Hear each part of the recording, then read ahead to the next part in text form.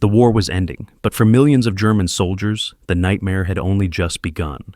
In a forest clearing near Dortmund, Field Marshal Walter Model stood alone among the trees. His army, 300,000 men, had surrendered. His pistol felt heavy in his hand. In that silence before the gunshot, something far greater than one man's life ended. It was the death of a belief, the collapse of a nation's will. What made 3 million soldiers choose to walk west, throwing down their weapons and surrendering to the Americans, often while Hitler was still alive?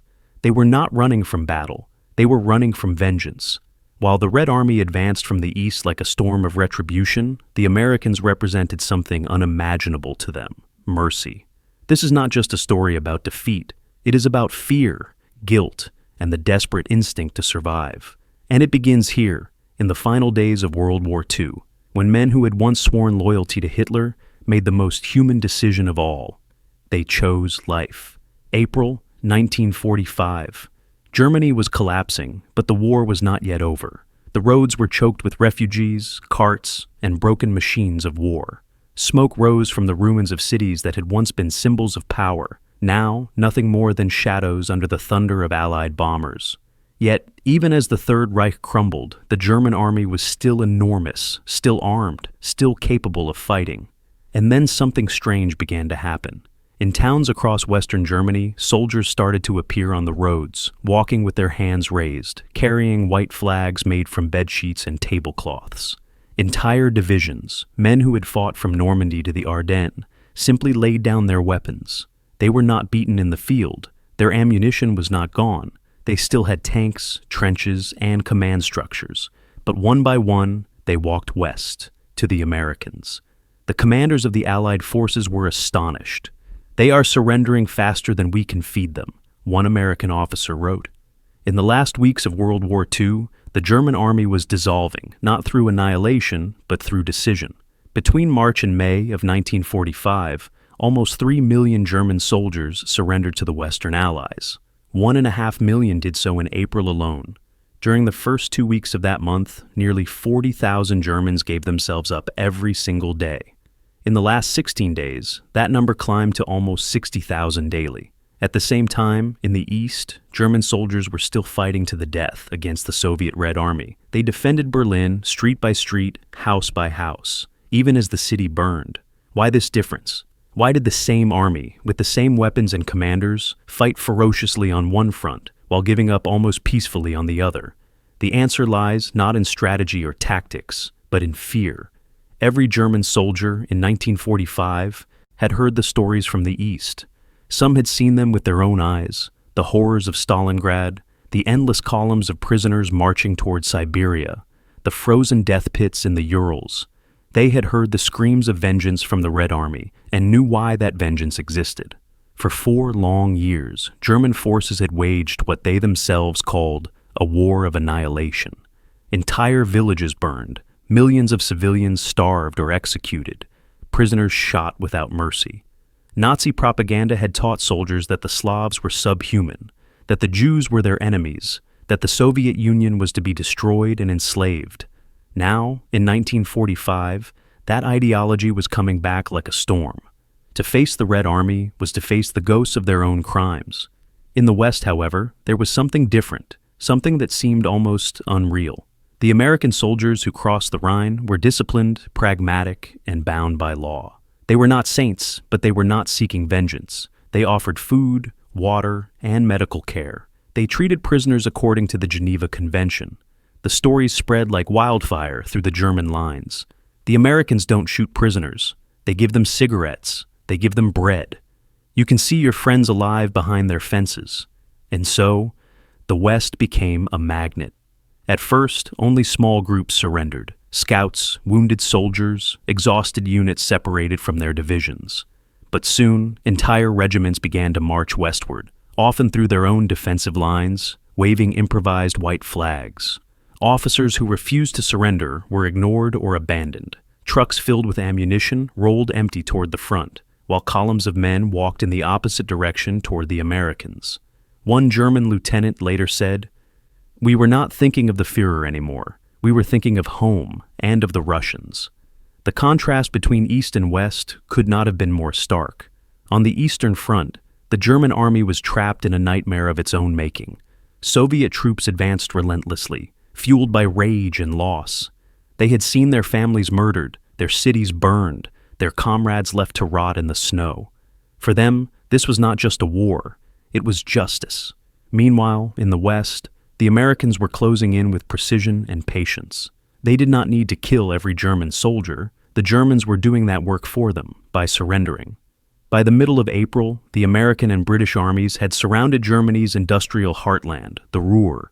Inside that pocket were over 300,000 German soldiers, the remains of Army Group B, commanded by Field Marshal Walter Model. He understood what was coming. He knew that surrender was inevitable, but he also knew that his oath to Hitler forbade it, so he did the only thing he believed he could do. He dissolved his army and took his own life in the woods near Dortmund. The next day, his men began to surrender, tens of thousands at a time. By April 18th, the Ruhr pocket was gone. More than 317,000 Germans had surrendered to the Americans. The total number of American casualties in that battle was about 10,000, a fraction of what it should have been if the Germans had fought to the end.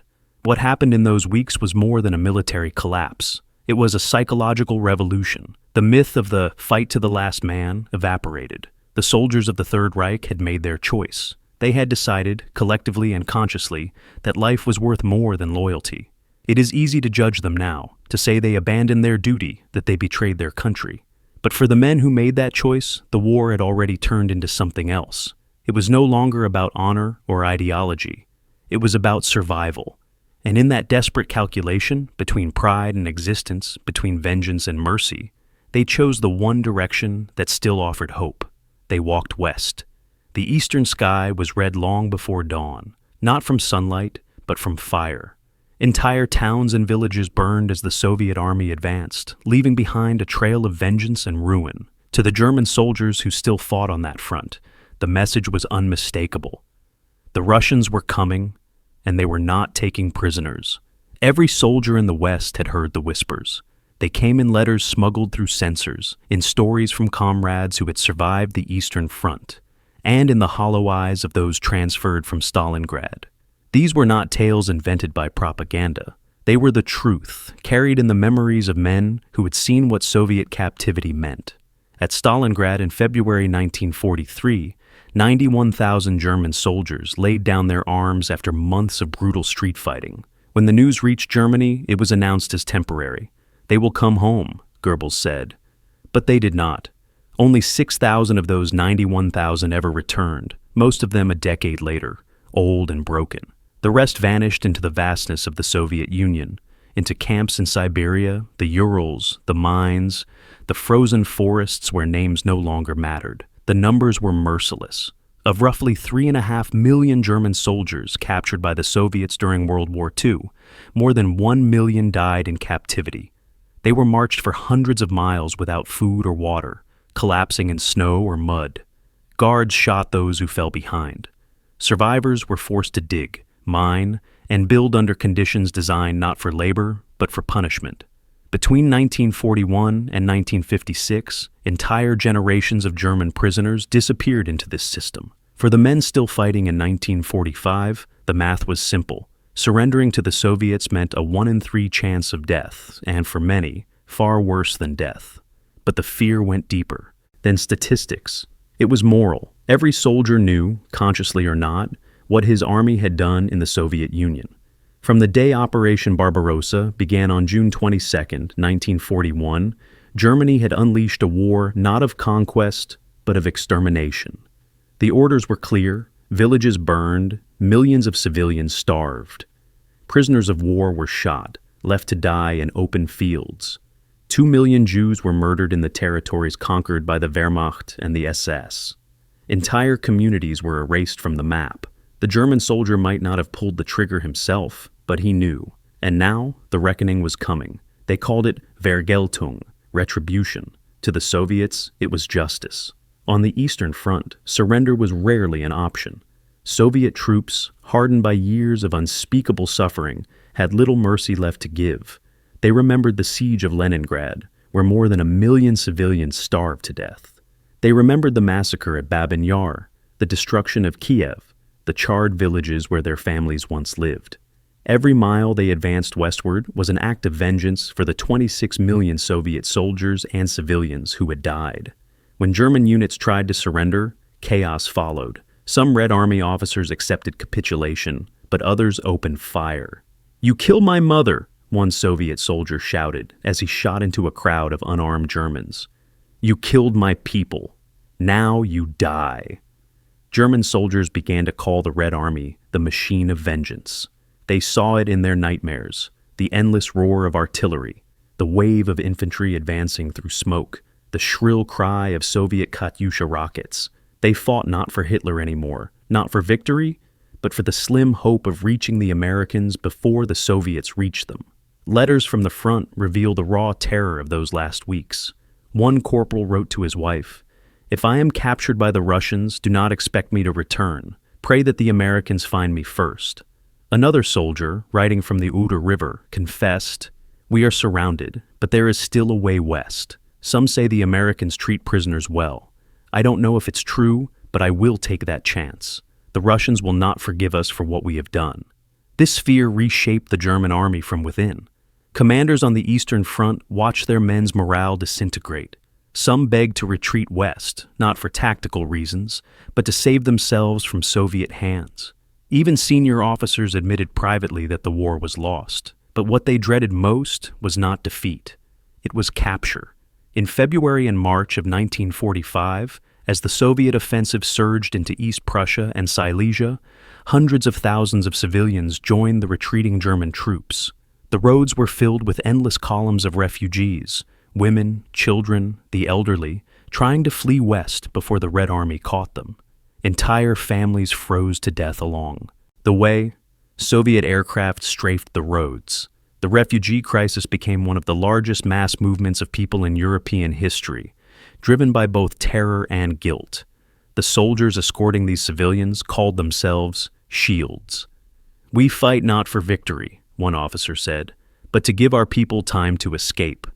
Every hour they delayed, the Soviets meant another family might cross westward into the path of the Americans. Meanwhile, the propaganda of the Nazi regime began to fracture. The myth of ultimate victory no longer held. What replaced it was quiet panic and secret planning. Some German generals, like Admiral Karl Dönitz, realized that survival now meant negotiating with the Western Allies. Their goal was to save as many troops as possible from Soviet captivity, to preserve the nation's future army, even under defeat. But for the average soldier in the trenches east of Berlin, negotiation was a fantasy. The Red Army was already there. Every step backward was a battle for life. When Soviet forces encircled the 9th German Army near the town of Halbe, the horror reached its peak. 200,000 soldiers, along with tens of thousands of civilians, were trapped. For a week, they fought desperately to break west toward the Americans. Soviet artillery shattered the forests, killing thousands. When the fighting ended, only about 30,000 Germans made it through.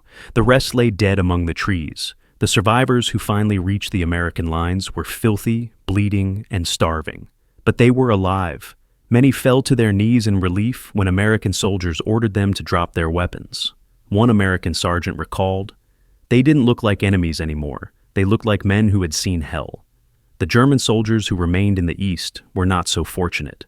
Those captured in the ruins of Berlin faced a different kind of death, a slow one in the camps. The Battle of Berlin alone cost nearly 100,000 German dead and almost 500,000 captured. Very few ever returned home. The fear of the East, then, was not just fear of pain or death. It was fear of justice, of facing the consequences of 4 years of brutality. It was the knowledge that the crimes of the Reich could never be washed away, and that the Red Army, carrying the memory of its dead, would make sure of it. By the spring of 1945, the German army was divided not just by geography, but by destiny. In the West, soldiers surrendered to live. In the East, they fought to delay the inevitable. The historian's term for it is asymmetrical surrender. The soldiers themselves had another name. They called it running from the red horizon. In the West, the war looked different. The air still smelled of smoke and diesel, but there was no blind fury, no chaos of vengeance. The Americans who crossed the Rhine in March 1945 brought with them not only tanks and guns, but order, discipline, rules. To the Germans, it was almost unimaginable. For years, Nazi propaganda had painted the Americans as savages, mongrels without honor, soldiers driven by greed. But when the first German units met them face to face, the truth shattered that illusion. An infantry captain of the 116th Panzer Division recalled his first moments as a prisoner. "They pointed their rifles at us and told us to sit. I expected to be shot. Instead, they gave us cigarettes." From the very start, American commanders understood that how they treated prisoners would define not just the victory, but the peace that followed. Supreme Allied Commander Dwight D. Eisenhower issued strict orders. Every German soldier who surrendered was to be treated according to the Geneva Convention. No executions, no beatings. Medical care for the wounded, food, water, shelter, whatever could be provided in the chaos of war. The Americans built temporary enclosures along the Rhine River, vast open fields surrounded by barbed wire, known as the Rheinwiesenlager, the Rhine Meadow Camps. In April 1945, alone, they took more than 1.5 million prisoners. At first, conditions were rough. Supplies were stretched thin, tents were scarce, and rations sometimes ran low. Yet the intent was clear. These men were no longer enemies. They were prisoners, human beings who would be fed, healed, and eventually returned home. German soldiers who surrendered early could often see their comrades behind these fences, alive and unharmed. That image, more than any rumor or leaflet, changed everything. The sight of fellow soldiers eating, talking, even smoking under American guard spread like wildfire through German lines. If you surrender to the Americans, they said, you live. The numbers soon became staggering. By mid-April, nearly 60,000 Germans were surrendering every single day. When American forces surrounded the Ruhr pocket, they found themselves facing a massive German army that had stopped fighting. The encircled commander, Field Marshal Walter Model, refused to give the formal order to surrender, bound by his oath to Hitler, but he also knew his men's fate was sealed. He quietly dissolved his army and took his own life, leaving his soldiers free to make their own choice. 317,000 men surrendered without firing a shot. The battle that could have been another Stalingrad ended with barely 10,000 American casualties. The arithmetic of mercy was simple. One life lost for every 30 men captured. At the same time, far to the east, the Battle of Halbe raged, a mirror image of the Ruhr, but with fire instead of mercy. 200,000 Germans, encircled by Soviet forces, tried desperately to break through toward the Americans. The forests south of Berlin became a slaughterhouse. Soviet artillery pounded the woods day and night. Bodies lay stacked beside shattered wagons. Civilians were caught in the crossfire. Of the 250,000 who entered that inferno, only about 30,000 reached the American lines. The rest vanished into the earth. That contrast between the green fields of the Rhine and the burning woods of Halbe told every German soldier all he needed to know. It was not only about survival, it was about dignity. In American hands, prisoners were counted, processed, and documented. They were given identification tags, basic rations, and medical attention. Many were soon transferred to established camps in France or Britain, where they worked as laborers under humane conditions. By 1948, most of them were back home, rebuilding what was left of Germany. In Soviet hands, it was different.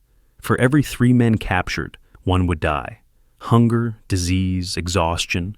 Each day was a test of endurance. Some would not see home again until 1956, more than a decade after World War II had ended. For German soldiers who laid down their arms before the Americans, the contrast was as clear as daylight. In the West, defeat meant captivity. In the East, it meant oblivion. Historians later called it rational surrender. But to those living it, there was nothing rational about it. It was instinct. Men who had been told to die for the Führer chose instead to live for their families. "Better an American prison than a Russian grave," one sergeant said. Even American troops noticed the pattern. "They come in waves," a young lieutenant wrote home. "Whole divisions walking toward us, unarmed like pilgrims." Eisenhower and his generals recognized the danger of chaos. With millions surrendering, the logistics were overwhelming: food, water, transport, identification. And yet, through sheer organization and moral discipline, the system held. By summer, the makeshift enclosures along the Rhine were replaced by permanent camps. The death rate among prisoners remained under 1%, one of the lowest in modern military history. The German soldiers began to see something they had never known before, an enemy that could win without cruelty. Many of those men, after their release, would speak of this as the moment that changed them. They had fought for a regime that preached racial superiority, yet it was their inferior enemies who showed them mercy. "The Americans treated us better than we treated our own," one former prisoner said decades later. This revelation would shape the destiny of an entire generation. The millions who surrendered to the Americans returned home and became the backbone of West Germany. They built families, cities, and industries. They became teachers, engineers, and leaders of a democratic nation. And deep within them, they carried the memory of that choice, the moment they walked west, not to surrender to an enemy, but to embrace a future. Meanwhile, those who fell into Soviet hands returned to a different world. They came home years later, silent, broken, and often to an East Germany that no longer felt like home. Two Germanys, two fates, divided not just by politics, but by the decisions made in the final days of war. The soldiers who surrendered to the West were not heroes. They were not martyrs. They were men who looked at the burning horizon of the East and chose another path. Their choice did not erase their guilt, nor absolve their crimes, but it allowed them to live and to build a future that could atone. For the Americans, this flood of surrendering enemies was both a triumph and a burden. It proved the power of discipline and humanity, but it also revealed a haunting truth. Mercy, too, can be a weapon. As one American officer wrote in his diary, "They came to us because we were fair, because we were just, because they knew that in our hands they would live, and maybe, just maybe, they saw in us the kind of world they wanted Germany to become." And that, perhaps, was the most powerful victory of all. When the guns finally fell silent in May 1945, the war that had consumed the world left behind not just ruins, but choices. Choices made in the dark, in fear, in guilt, and in hope. For the 3 million German soldiers who walked west instead of east, surrender was not simply an act of defeat. It was an act of survival, a fragile bridge between war and the chance to live again. Those men returned home to a world they could barely recognize. Cities were ash and rubble. Families were gone. The Reich that had promised glory was dust in the wind. Yet, from those ashes, something unexpected began to grow. The same hands that once built weapons now built homes, roads, and schools. The same men who once fought under a symbol of tyranny helped build a democracy that would one day become the heart of a peaceful Europe. This, too, is the legacy of World War II, that even in defeat, a nation could learn humility, that mercy could rebuild where hatred had destroyed. But the legacy was divided. In the East, where surrender meant captivity under Soviet control, the story was written in sorrow. Millions labored in mines and factories for years before they saw home again. Their silence became the soundtrack of another kind of war, the Cold War, that split Germany and the world in two. In the West, those who had surrendered to the Americans helped shape a new beginning. They built the Federal Republic of Germany, a nation rooted not in conquest, but in cooperation. They embraced democracy and through the Marshall Plan found partnership instead of punishment.